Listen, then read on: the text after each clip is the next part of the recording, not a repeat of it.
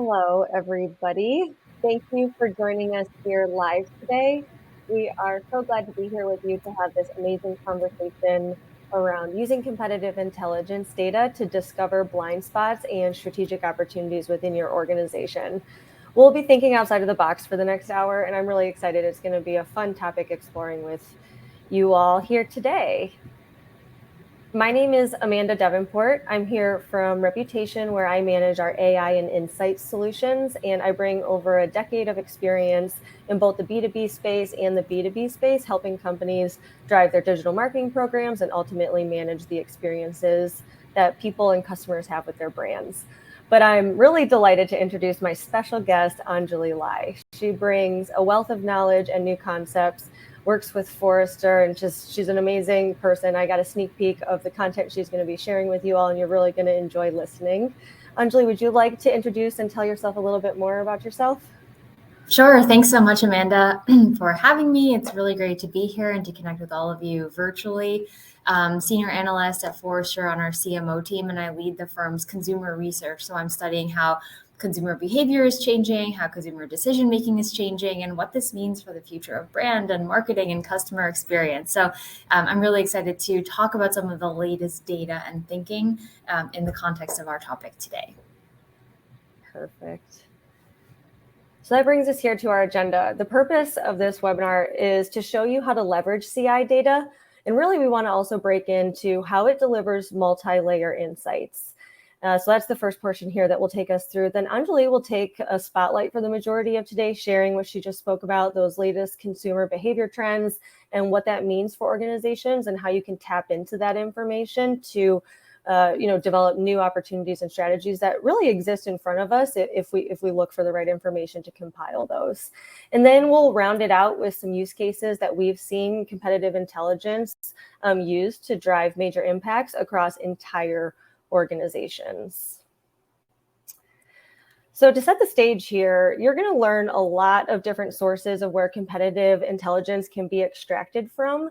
And I want to just show this graphic here because I think it really demonstrates that there's a lot of information out there slurring around about our companies, our brands. Wherever you work, you've shared feedback as a patron yourself whenever you go to a business or when you're researching things. So this is a good visual, I think, to illustrate the things that we know are happening all around us all the time.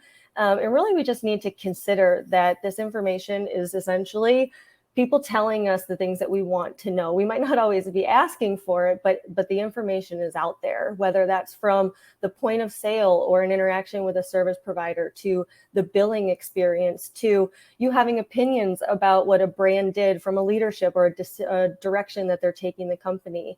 All the way in between every interaction that really has happened between an employee in any regard to then somebody who is a patron or a customer.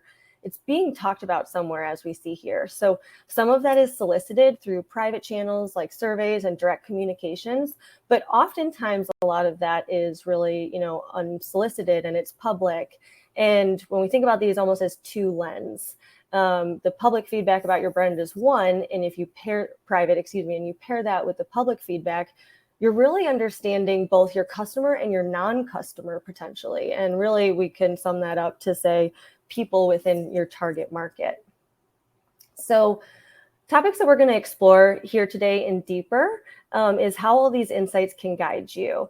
And so building on the concept of simply widening the scope of the data that you take in.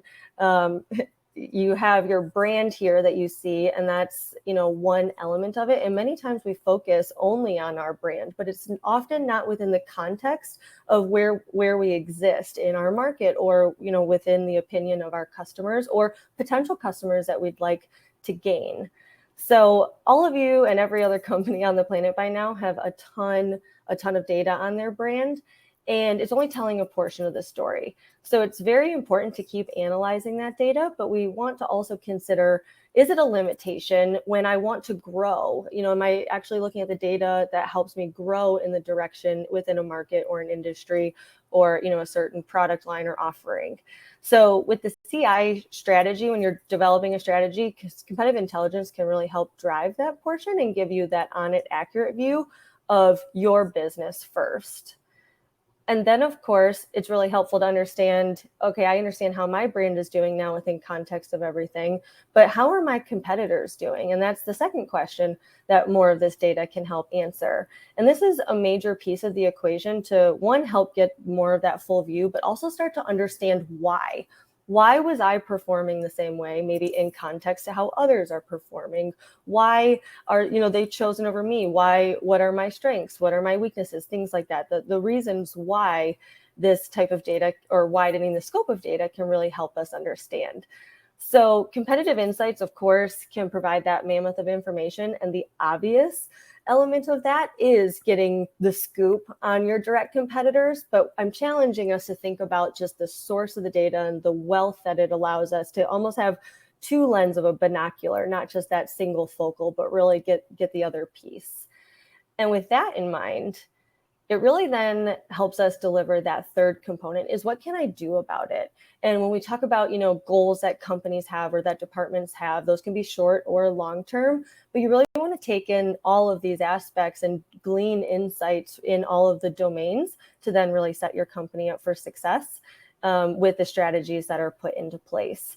So to tie this up, I really think that if you think about the competitive intelligence or gaining competitive intelligence type of data on your competitors, it really also allows to give you the other piece of the pie. You've been looking at your brand and your customers, but everything outside of your brand and your customers is really just the rest of the market that maybe you haven't tapped into yet. So with all of this, you get to answer, what can I do about it more accurately, strategically, and holistically? So that is to set the stage. We really want to be engaging throughout this conversation with you guys, because we can tailor the conversation from here as well. But the first question that I would like to ask the group, and please go ahead and answer here. We'll get it live on screen. We'll see the live results coming in. And we want to know, are you currently collecting competitive intelligence? If you are, is that happening manually with somebody on your team? Are you working with a platform to do that? Oftentimes it is, larger projects that are outsourced to maybe a consultancy or an agency, or perhaps all of the above are not happening and we're just not collecting yet. So we'll give this a couple seconds to even out here. Interesting.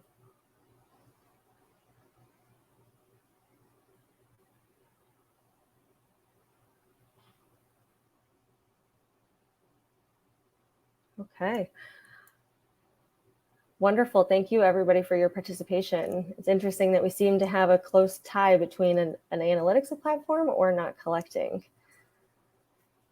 Wonderful. Alrighty. So with this, we'll set the stage. We'll be building on this topic and this type of question throughout the webinar. So please continue to stay engaged with us. And with that, I will go ahead and give the spotlight over to Anjali. Thank you. Great. Thanks so much, Amanda. And that is a fascinating poll result, because as Amanda just teed up, we're going to talk a little bit more about not only the importance of analyzing competitive intelligence, but how you can do so in a creative way, perhaps in ways that go beyond what we might assume to be the benefit of competitive data. So to really sort of open that part of the discussion, I thought we could go back in time for just a minute to the 1930s and talk about this particular husband and wife team that you might have heard about or read about. This is Clem, Whitaker, and Leon Baxter. They together founded Campaigns Inc., which was essentially the first political consulting firm. And what's interesting is that we can take this story from political history and use it to understand a little bit more about competitive strategy, because Whitaker and Baxter took a really kind of different approach to understanding the candidates that they were supporting and analyzing their competitors. And many of the techniques that this husband and wife team employed for their political campaigns in the 1930s or so are similar to the techniques that businesses are using today, and that you might see in other examples where we are having to analyze the competitive landscape. So this particular team was sort of pushing the boundary on competitive insight and taking a creative approach because they would write up the plan for their candidate, right, the full campaign plan. But they would also then create the plan from the competitor's perspective as well. So they would essentially step into the shoes of the competitor and identify points that they could then use to undermine the campaign for their particular candidate that they were supporting. They would talk about how competitors could document important issues. They would come up with hypothetical talking points and arguments that they would expect would be used against their own candidate. And they really tried to sort of get into the mind of the competition, not only to detect their own weaknesses and strengthen their own campaign, but also to uncover potential advantages that they weren't talking enough about, that they decided they should be dialing up. So this idea is really interesting to think about when we consider competitive intelligence, because nowadays most marketers, sales folks are proud of their products, right? I think that's a natural sort of thing. And when a competitive brand is mentioned, the most instinctive reaction or sort of visceral response is to explain how our own product is superior.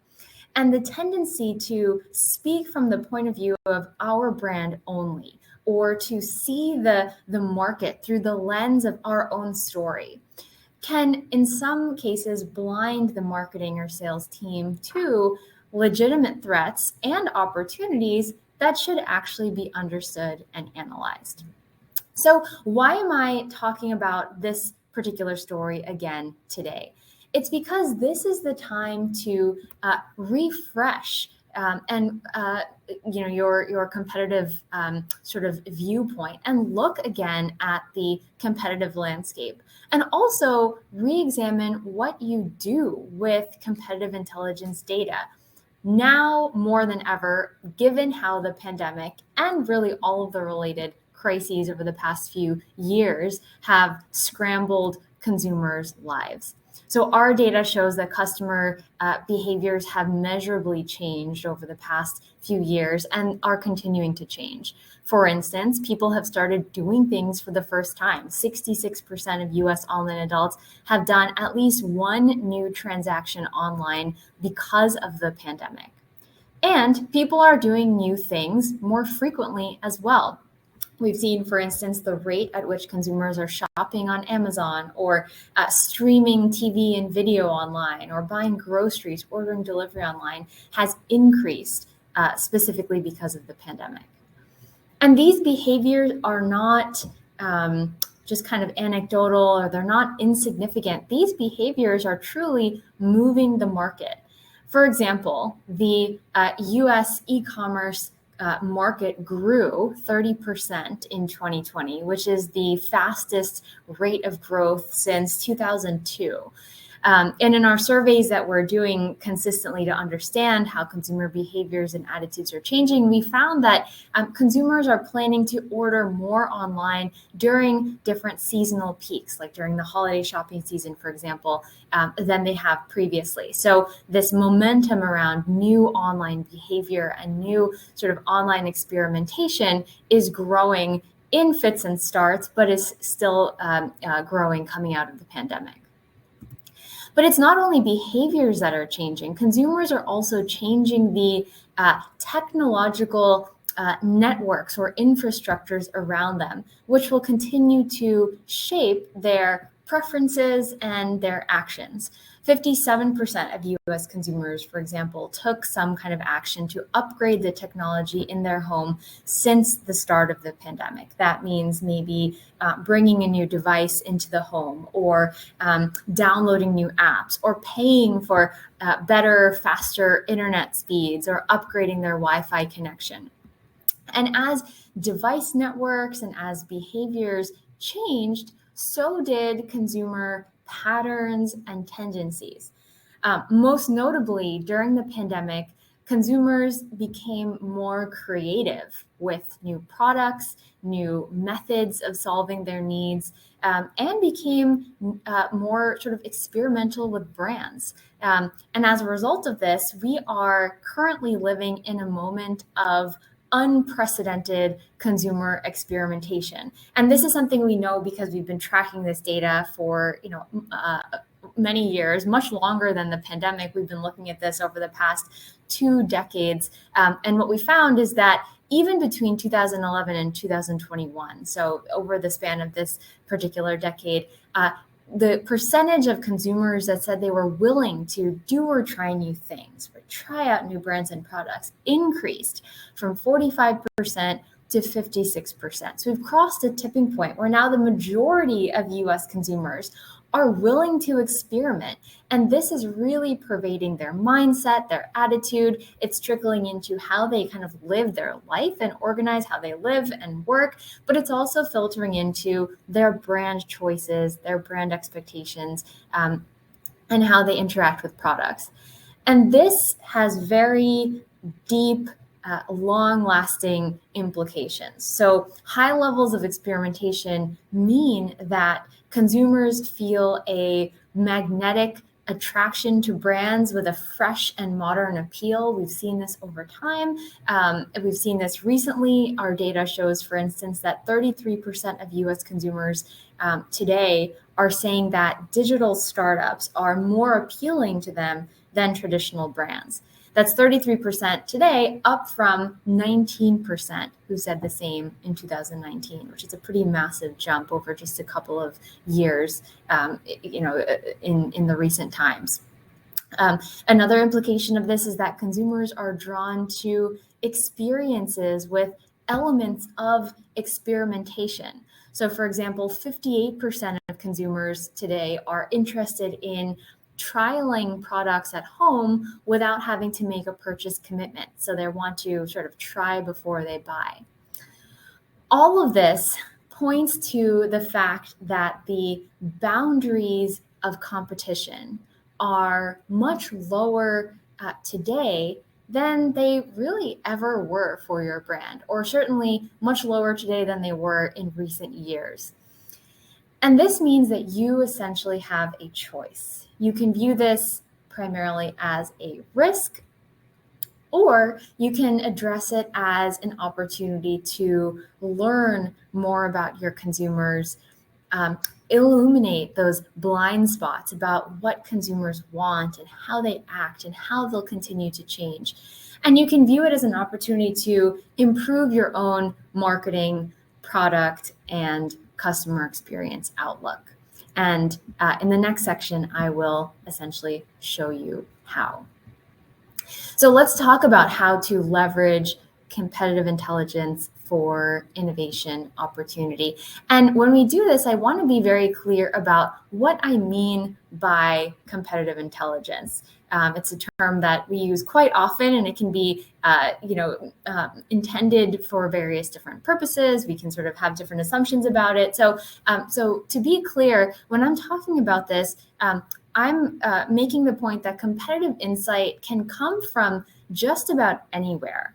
Of course, the influx of information online has given radical newfound transparency into your competitors and into aspects of the business that you were not able to see before, right? That previously weren't visible to you. It also gives incredible transparency into aspects of the business that the general public hadn't been able to see, or your consumers weren't privy to. So this universe of information serves as data that can inform a winning competitive strategy when it comes to recruiting talent, just as much as acquiring and retaining consumers. So you'll see an example of different sources of competitive intelligence on the slide here. And I want to just spend one extra moment talking about social media as a source of competitive intelligence, mostly because it's an especially interesting and rich source for competitive understanding for reasons that actually go back to academic literature. When you look at some of the interesting like psychological theory that has come out of universities and out of sort of the legacy of scholarship, there are fascinating theories like the social comparison theory, for example, from the 1950s, which essentially suggests that competitions are ubiquitous, right? People are constantly seeking to achieve a superior position, whether it's in a daily sort of social situation or in an organizational setting, or even in a market transaction. And so consumers express a lot of this in the social space. From the buyer perspective, consumers today are often comparing products and reading online reviews from different sources before they make their purchase decision. This means that businesses face pressure to increase, income and retain their employees, and so that they have a really strong sort of advocacy platform among their employees who are also expressing their work experiences and their corporate culture online. And so instead of being reactive to all of this, a lot of the work that's coming out of business scholarship shows that it's important for businesses to be proactive and conduct competitive intelligence, market intelligence activities on a formal, kind of regular basis to respond to changing market conditions, to understand customer and consumer requirements, to understand competitors' actions, and also identify how consumers and employees and other businesses are talking about themselves. So there are some really fascinating ways to look at social media data and public reviews and ratings and things like that to get a full, complete, nuanced picture of the competitive landscape. So with that, let's pause again and do another poll. We're curious to hear about the biggest barriers and experience to gathering competitive intelligence. Amanda, I'll hand it back to you. Thanks, Anjali. Yep, we'll get that poll pulled up. And this isn't limited to if you're not collecting. Perhaps you are on the journey of collecting and it's not going as smoothly as you'd like, or it's a lot more challenging, or whatever it is, wherever you are in this journey of collecting or using competitive intelligence. And we're just curious how that's going and what barriers exist.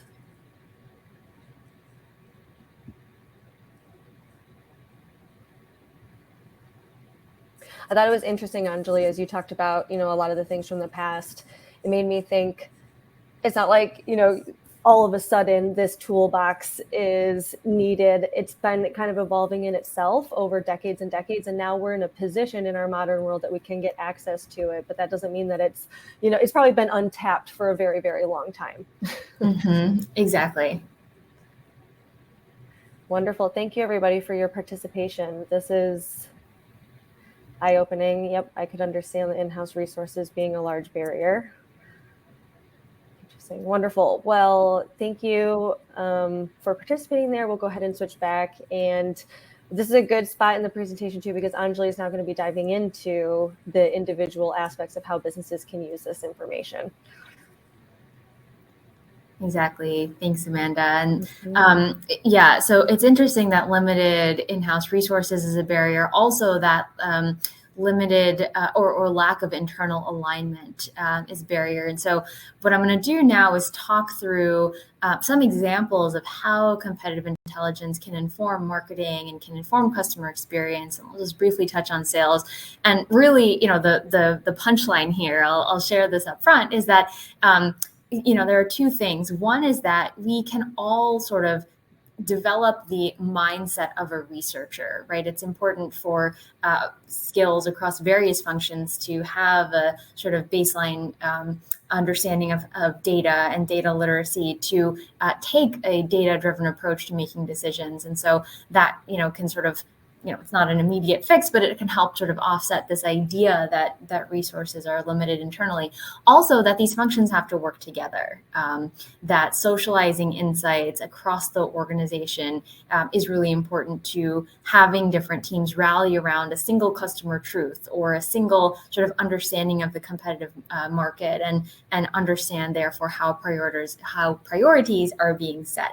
So those are 2 points that we'll get to, but let's talk a little bit about how competitive intelligence can become an advantage for various roles. And we'll talk first about how competitive intelligence helps marketing specifically identify the most attractive areas for growth.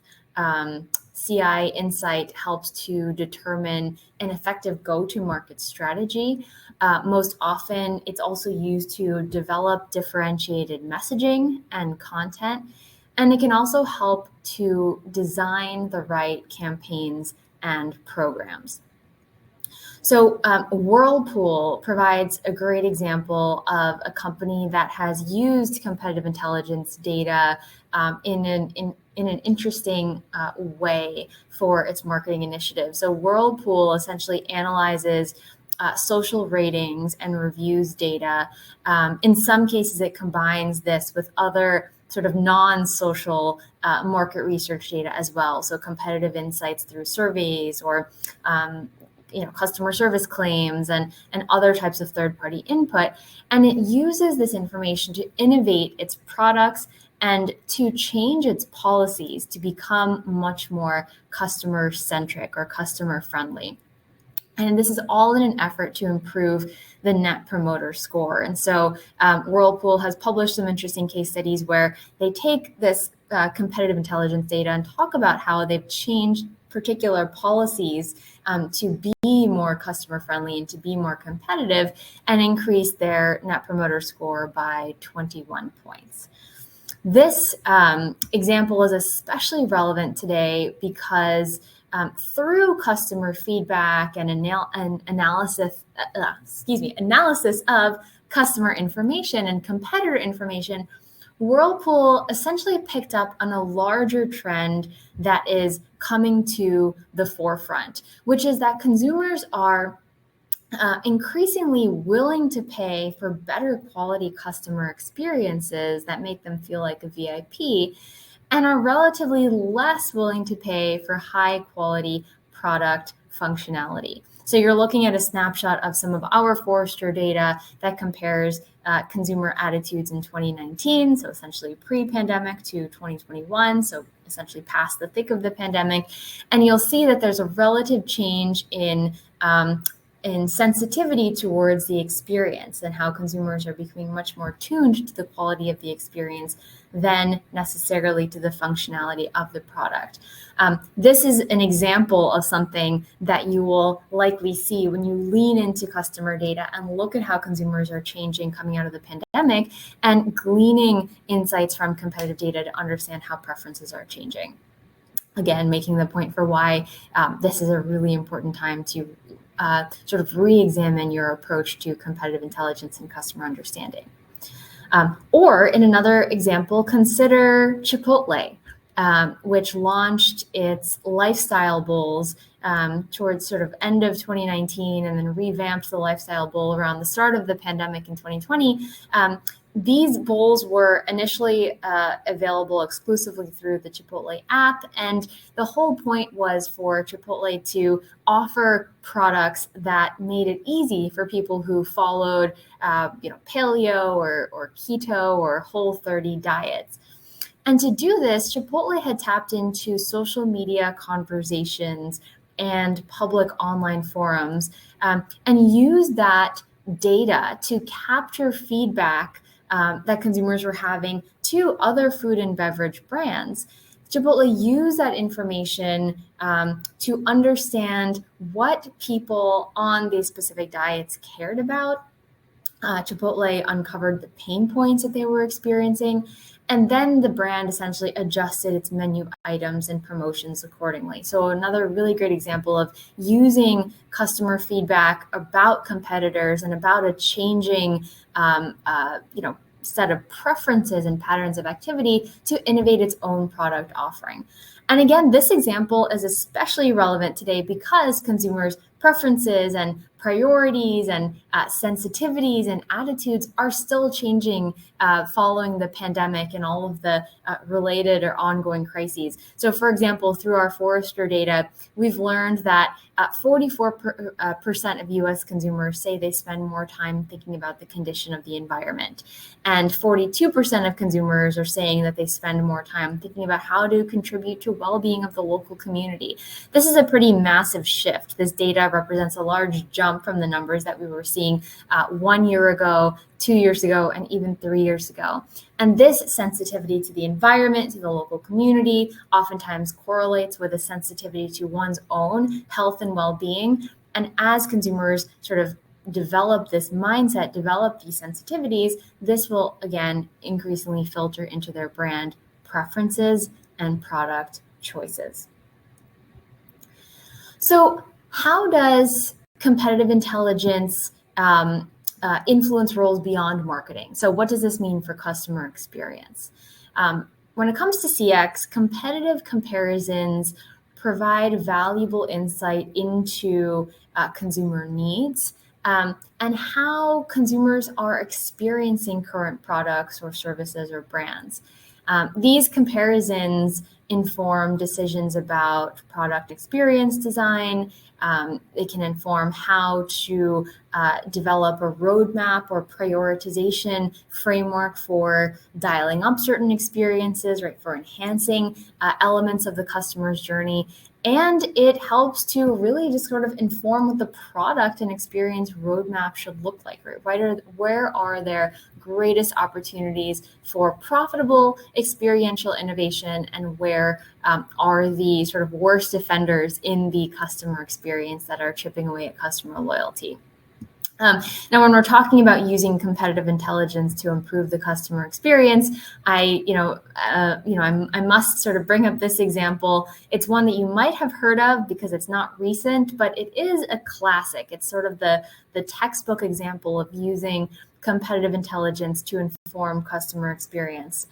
So Walmart stores essentially studied the problems that Sears stores were having with distribution. And in response to that, built a state-of-the-art distribution system so that Walmart customers were not frustrated by out-of-stock items, for example, as Sears customers were.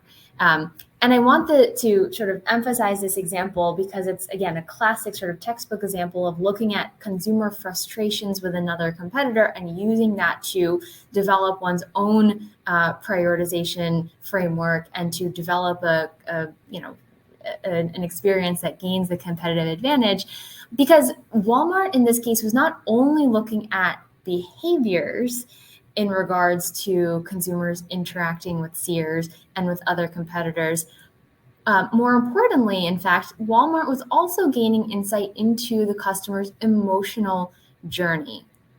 And this is really critical because research from Forrester and from other firms as well has shown that emotion is statistically the strongest driver of customer experience quality and subsequently customer loyalty. So the likelihood that customers will continue buying from your brand, will enrich with your brand, so and buy more products in one sort of trip, and also advocate for your brand. And the science has evolved such that we can now identify the emotions that are especially powerful in strengthening or shattering consumer loyalty. So, for example, in some of the latest data from Forrester, we found that positive emotions like feeling appreciated or respected or valued are most likely the emotions that drive consumers to continue doing business, buy more, or advocate more positively for your brand. On the other hand, specific negative emotions like feeling annoyed or feeling disappointed or feeling frustrated are the worst offenders of customer loyalty. So because we have this kind of science and the data is there to take something as abstract as emotion and really make it measurable, we can now look at the competitive landscape through this lens of emotion to understand opportunities for dialing up or sort of dialing up the positive moments and neutralizing the negative emotions in the customer experience. And with this in mind, brands can analyze data not only to figure out how to compete against competitors' pain points, but it also means we can look at competitive data to inspire new ways of meeting customer needs and standing out from the crowd. So, for example, customer experience leaders will often use competitive insight to understand the best in class. Suncorp, one of Australia's largest financial services organizations, looked into consumer feedback and reactions to the customer experience around Disney Plus, right? The much loved sort of giant streaming platform.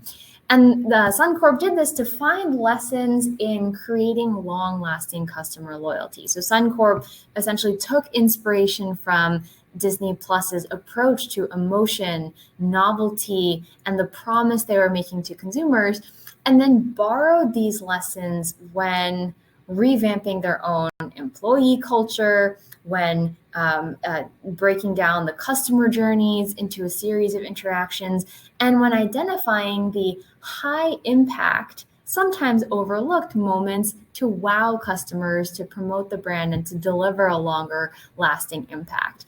And so this is an example of a brand taking competitive intelligence data, or even looking at brands that are outside of the realm of whom you think are your competitors, and collecting customer feedback data to sort of inject creativity and innovation into your own customer experience processes and modes of thinking.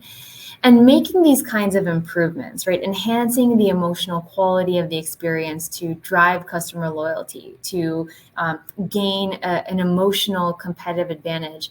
All of these things are not only nice to have, right? We all know that this is important for the business intuitively. Maybe we sort of, I imagine all of you listening to this would agree that this is important. But now there's also data to kind of prove the business case for truly doing this, right? For investing in this. At Forrester, we calculated the costs and benefits for 3 different industries. We looked at retail, financial services, and manufacturing. And we wanted to understand the cost and benefit for investing in novel ways to understand customers and the competition. And then what happens when companies take action to orient their customer experience to be more customer obsessed? What happens when companies take an outside-in approach and break down their own assumptions and truly design an experience around shifting customer needs given their broader lens on the market? And based on our statistical analyses, our estimates expect enterprises to gain around 200% return within a 6-year period of investing in this sort of outside-in mindset, and greater than a 700% return on investment over a 12-year period. Finally, advantages of customer intelligence or competitor intelligence and sort of customer reaction. The advantages of this data influence the sales organization as well. And in fact, up-to-date, actionable competitive intelligence is certainly a must-have tool for sales teams facing off against a competitor in the sales cycle.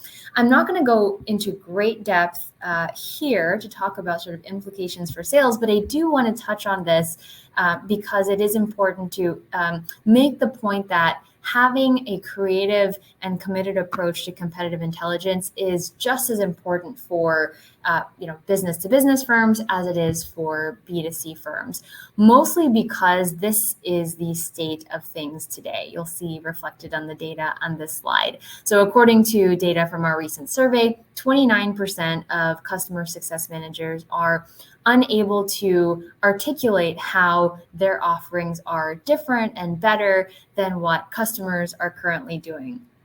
And this was identified as the second biggest gap in customer success manager onboarding, which was only, it's the second biggest gap after lacking a full understanding of processes and systems. So integrating competitor intelligence with sales enablement tools will help to close this gap. And that can come in the form of up-to-date competitive battle cards, or if the sales organization uses chat or messaging apps as a preferred communication channel, you could consider creating a specific channel on competition.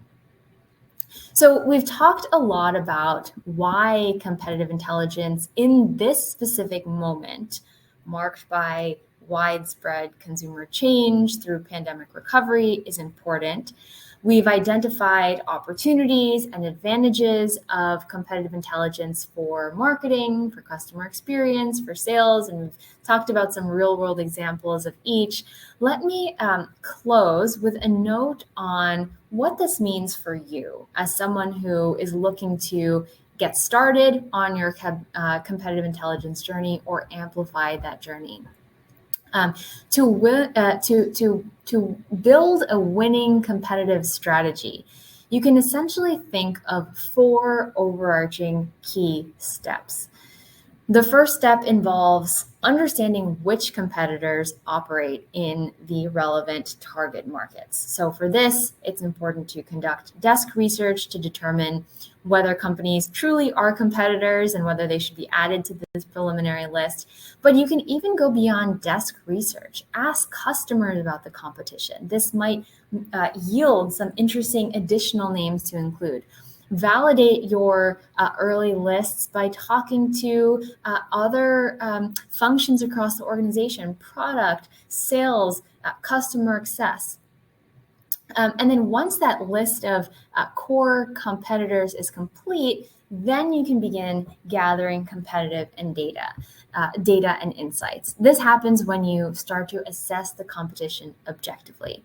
So look at the ability to disrupt. Look at clues as to how competitors are triggering disruption of consumer norms or behaviors. In addition to some of the standard things like market share, look at the volume of consumer reaction and the quality of consumer sentiment to the brand, campaigns, marketing, the reputation, the customer experience, and then start to look at how this is influencing customer loyalty. Then brainstorm and strategize a competitive response. Which are the negative emotions in your experience that need to be neutralized or sort of weeded out of that experience? Where can you dial up consumer emotions that are positive to gain an edge? How are shifting preferences and patterns of consumer activity unlocking innovation opportunities for you, for your brand, your product, your customer experience? And then finally, socialize this information across the relevant teams. Use this knowledge to inspire product innovation, to arm the marketing org with necessary insights, to educate the sales representatives, right? Make the knowledge available so that these teams can activate with a customer-obsessed mindset. So with that, I will hand it back to Amanda to talk through the next section. Thank you, Anjali. That was amazing insights that you shared, and I hope that everybody took away a few nuggets there with your notes that you have at home. Okay, let me pull out this slide here, diving deeper into the Empower org and what that looks like, and I'll shift to go a few layers deeper into how you could extract these insights and, have some meaningful action here after today. So essentially, we all know that, with the themes that we've been describing today, many times a lot of certain departments are managing or looking at this data, but that doesn't mean that it's limited to them to act on it, right? There may be some direct implications for those groups specifically, especially because a lot of, managing feedback, especially in the theme that we're talking about today, we're looking at through that lens of mining your feedback. Oftentimes it does directly relate to marketing and CX, and maybe the actions that are needed are related to those departments. But with the lens and the muscle that we build around investigating, is there something wider here? Does it, relate to other teams in any way, shape, or form? So to bring us back with this visual here, just very briefly, we believe that both the public and the private sector are two foundational elements to feedback. And it's something that we're diving in very heavily, investing in, given our specialty as a company with the reputation experience management space. But really, if we think about this, your results are a direct reflection. The results that you would see from all of these channels here are a direct reflection, essentially, of how any interaction is happening with your brand. And that's not limited to marketing or CX or even the field people. It can expand beyond that. So essentially, the sum of how your brand interacts with your customers, your patients, your residents, whichever industry you're in, let's not overlook the fact that really the solution is probably within the same source of information as well. So when we think about this, that's also not limited to just your brand's solution, but again, how can I better compete or better have a foothold within my industry or my market, just kind of going beyond your brand by itself.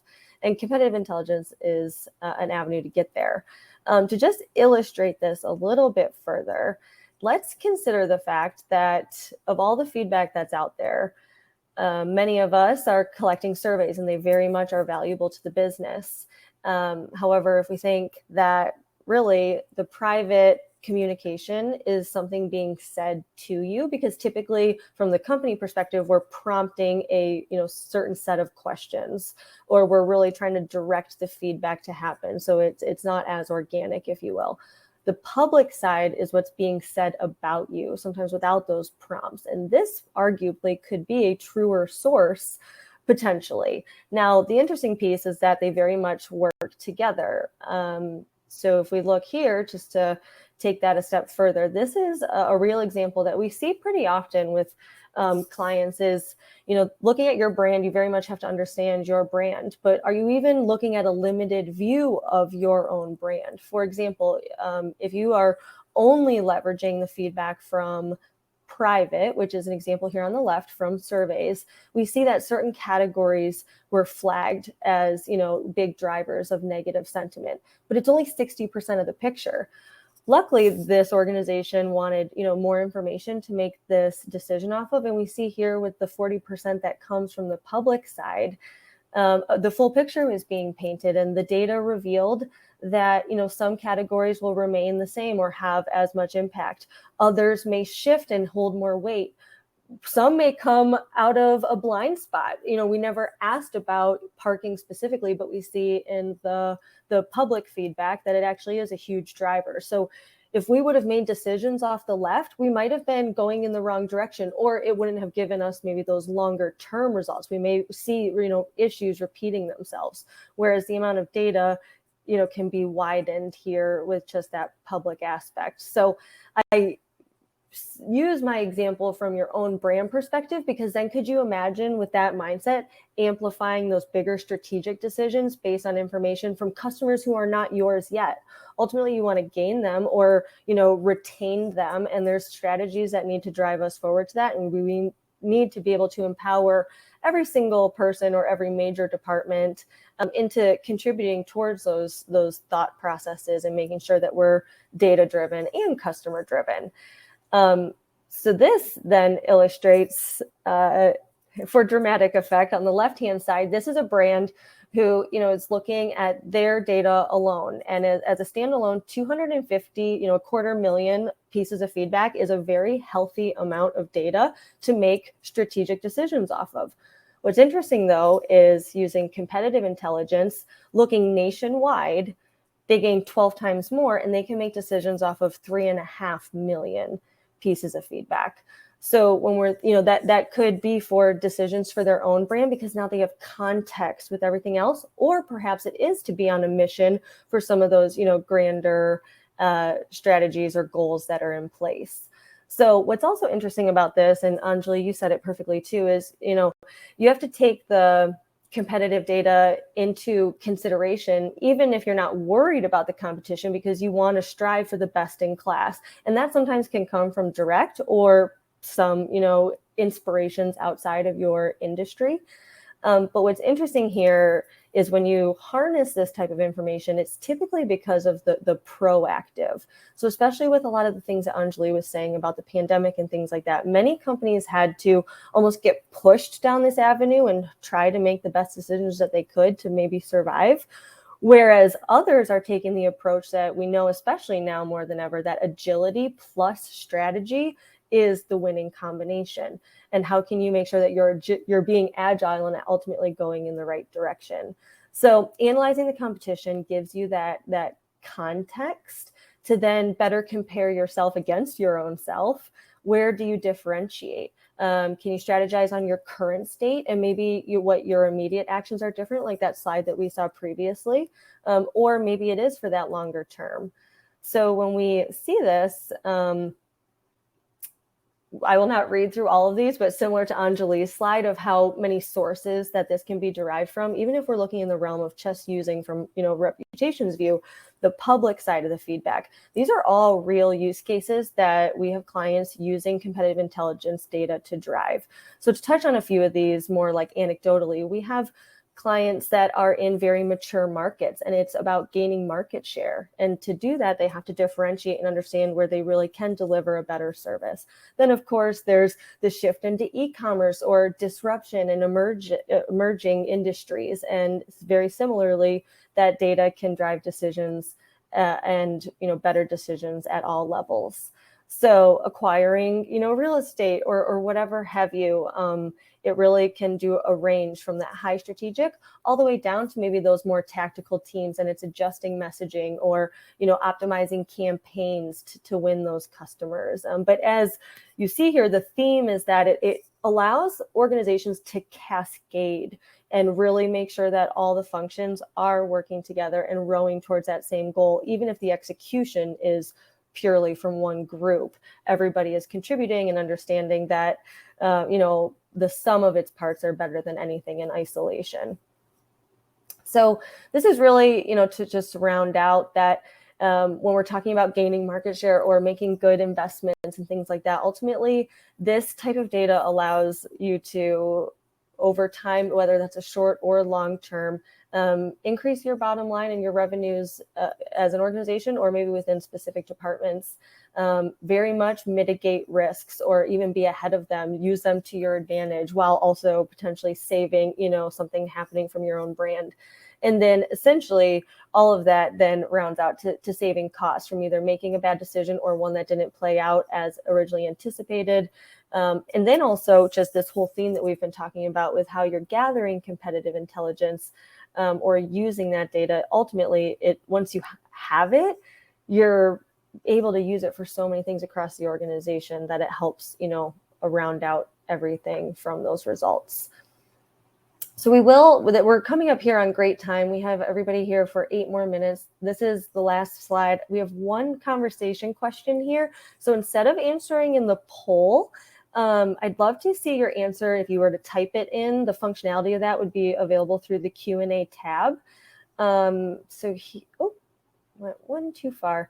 So in an ideal world, given all the inspiration and things like that, now that we're kind of thinking a little bit more outside the box, there's very much some low-hanging fruit opportunities. I'm sure that many of you are thinking about how you can use CI, but we're curious, in an ideal world, if there were no barriers, how could you see either within your role or your company as a whole benefiting from this type of source of information? So go ahead and chat, since it's an open-ended, go ahead and chat your questions here in the Q&A. While you guys are doing that, because you might not, think of one right off the top of your mind, I do have one question from the Q&A already that I can start discussing while some of those things come in. So go ahead and please answer or ask your question there in the Q&A. And one question that we have here from the group already is, there are areas of a business that can incorporate competitive intelligence for a department like HR. And this is super interesting because we know that, especially, we didn't go deep in this topic. It could be a whole nother webinar on its own, but how people are looking at going into different career paths, or how their work, how their relationship is with work, or what they want out of work and things like that. So we know that employee feedback is very, very valuable to companies and HR departments using this. So very similarly, gaining information about your competitors' employees or learning things like that, while it helps you maybe pull and recruit, in general, it's that same concept of, it's any employees that aren't yet yours. So what can you learn from the market at large? What could then you adopt in your HR organization? So that's a long answer to say, yes, HR could very much leverage that publicly available data from sites like Glassdoor, for example, to help glean those insights for their own organization.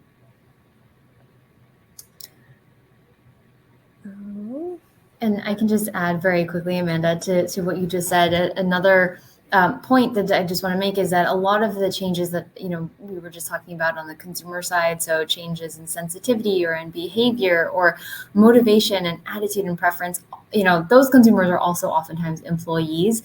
And what we found is that they take the same sort of outlook in terms of how they live their life and how they consume and how they buy into the workplace. And so as you're thinking about what does work look like in the next few years through pandemic recovery, tuning into the mindset and motivation of employees is equally important as it is for consumers. Yes, thank you. Thank you, everybody, for typing in as well. I'm keeping an eye on this. If you do have any of your questions, either for myself or Anjali, go ahead and add those then. We have another one here, Anjali. This is related to the stats you were sharing of quality or experience over products. Why have consumers become more obsessed with the experience of over the products or the quality? Do you see this trend continuing? And how can brands ensure they deliver on the expectations of experience? Yeah, that's an interesting question. So I do see the trend continuing, mostly because it actually started before the pandemic. So, and that's the case in a lot of the research that you'll read that's coming out of the pandemic, right? From Forrester, but other agencies, other think tanks, other firms as well. Oftentimes, the pandemic is an actor in a story that was already unfolding, and it kind of brought some of these changes to the fore. So this is one example of that, where the focus used to be on the most convenient product or the highest quality product. But even though, yes, consumers still want convenience and quality, what we've been finding is that the definition of convenience and quality has changed. So convenience, for example, no longer means buying or having one particular product available in every physical store, right, at the corner of every block. Convenience is now, does the brand bring the product to me and help me make choices or curate my product choices? Quality, again, used to be about the product that was built to last, right? The material, the craftsmanship. Now that is needed, but it's not a differentiator. Now quality is defined by the consumer more in terms of experience. Does this brand feel, know me? Does it listen to me? Do I feel like the values align? Can I expect the same quality experience in every sort of retail location that I walk into that has the brand's name on it? So that emphasis on experience becomes much more sort of associated with the quality overall. And so that is what has changed over time and has become much more, overt because of the pandemic. So that just kind of explains that point a little bit more and explains why we will likely see this continuing. Mm-hmm. Well, especially too, there's going to be no pause on the amount of brands that continue to be introduced. Like that engine and train is moving so fast. So of course consumers are responding to that as well. And so it's a nice balance that's going to continue to flux back and forth, it seems, or contribute to each other. Absolutely. Mm-hmm. Awesome. Well, we do have one last question here, and perfect timing. I'm just going to put this up for in case everybody has to jump. If you want to talk more about competitive intelligence and how you could collaborate or work through this in your organization, you can reach out to us. We'd love to talk to you about that. And then the last question we have here is, I'm gathering competitive intelligence and I'm struggling to make sense of all the data because it's not in one place. And that is, first, good that you're collecting it and trying to move that needle because you see the value in that type of data. It very much is a pain point if you can't keep it in the one place as well. So there are a lot of solutions out there that can help you, but I'll just, I guess, speak to the larger sense of that is, and it kind of speaks to even your own brand's data, really any data you take in is data without, being able to leverage it properly or turn it into action is just a bunch of, ones and zeros or letters in this case. So it's really good that you see that as a potential pain point. And I would encourage everybody to try to at least create a unified view of what you're seeing. So when you do share it to other members of the organization, it is actionable from that. So of course, there are solutions to get it into one place. And then I guess my best practice until then is making sure that you're at least considering all the sources and trying to find a way to make it uniform, apples to apples across before you communicate it out. All righty. Let me check this here one more time as we close up. We are good. Thank you, everybody, again for joining us here live. Anjali, you have been a wonderful guest. I know I have been inspired by a lot of what you said, so I hope the audience absolutely takes a lot away as well. Thank you. Thanks so much. All right, everybody, have a good rest of your day. Bye-bye.